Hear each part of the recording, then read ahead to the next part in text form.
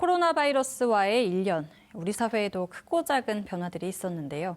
방역과 사회학, 경제학 분야 전문가 세 분을 모시고 우리 사회에 끼친 영향들에 대해 이야기 나눠보겠습니다.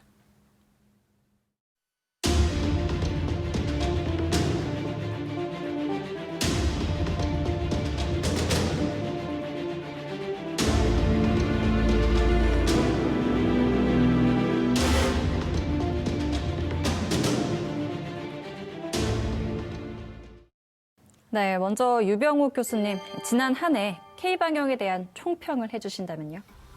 2015년 대한민국은 메르스 코로나 바이러스를 통해서 어느 정도의 방역 체계를 쌓을 수 있었던 그런 준비된 시간이 있었습니다.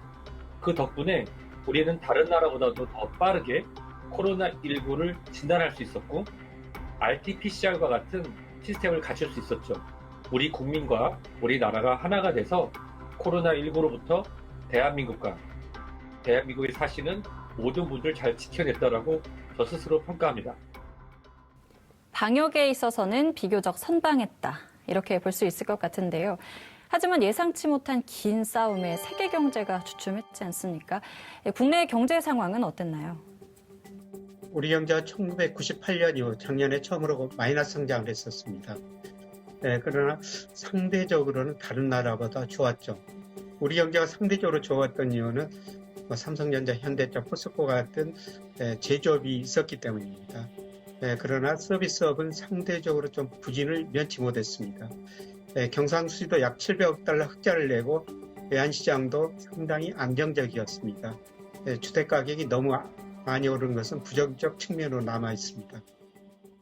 경제 분야 또한 위기 상황 속에서 나름 안정세를 보였다는 평가인데요. 그런데 우리 사회 내부적으로는 그렇지 못했던 것 같습니다. 지난 1년 어떤 변화가 있었습니까?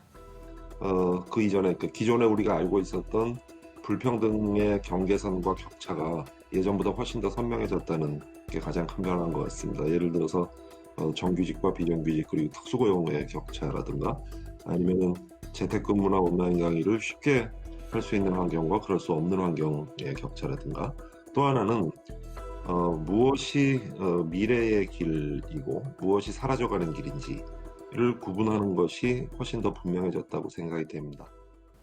불평등의 경계가 더 뚜렷하게 드러나면서 사회 내부적으로는 조금 혼란스러운 상황이었는데요.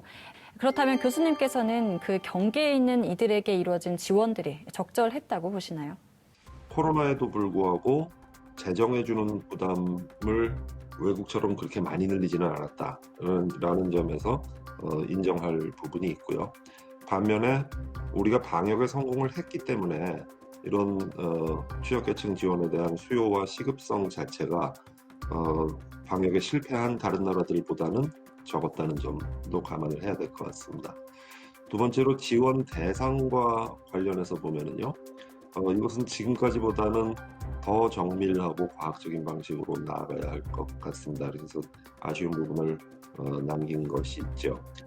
방역이라는 관점에서 볼 때 가장 효율적인 것은 리스크가 큰 업종, 확진자를 많이 배출하는 업종을 완전히 셧다운하고 그런 업종에 대해서 집중 보상하는 방식이 방역이라는 관점에서는 가장 효율적인 방식입니다.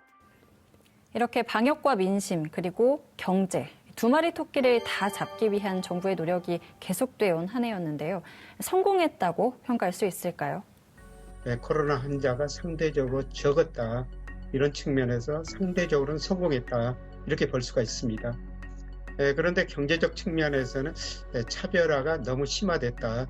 제조업 경기는 다소 회복됐지만 서비스업이 상당히 어려웠죠. 특히 음식, 숙박업, 여행업 이런 서비스업들이 상당히 어려웠던 게 좀 나쁜 측면으로 작년을 해고해 볼 수가 있을 것 같습니다.